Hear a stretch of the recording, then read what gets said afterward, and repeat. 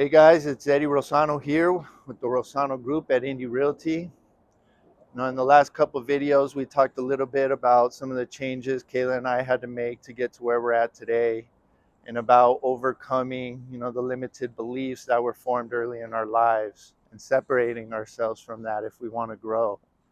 So in this video, I want to take that next step with you and talk a little bit about what it actually looks like to start moving towards your goals with intention, because it all starts with clarity. And you'll never actually hit your target if you don't know what you're aiming for.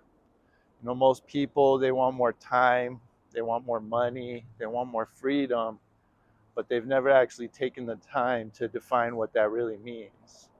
So the first step is simple. Write your goals down. Give them a day to make them real. This is where you get real clear or crystal clear, and not, someday or it'd be nice if, but this is what I'm building towards, and this is when I'm going to achieve it. Then we've got to ask a deeper question. Why do we work to begin with? It's so easy to get stuck in that never-ending grind, living paycheck to paycheck, trading all your time for money and letting life just pass you by. But do we live to work, or do we work to live? Have you ever stopped and honestly asked yourself, what would it look like if I live my life to the fullest? And what does my ideal lifestyle actually look like? And better yet, what does it cost? This is the part most people skip, but this is where everything changes. When I first did this for myself, it really opened my eyes, and I realized how much money I needed to make to live the life I felt called to live. And honestly, it was a lot more than what I thought I wanted to make. So yeah, it made me nervous. I never allowed myself to dream at that level before. But here's what I learned.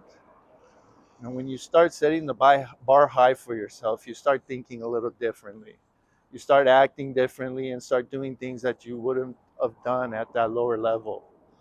So when we set small, safe, easily achievable goals, we think small.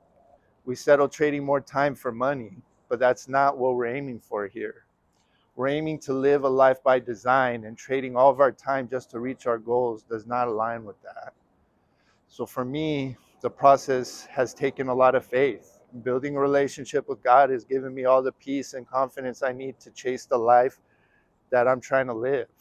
And if faith looks different for you, then have faith in yourself. Find a mentor. Learn from people who are already living the life that you're striving for, and learn from them.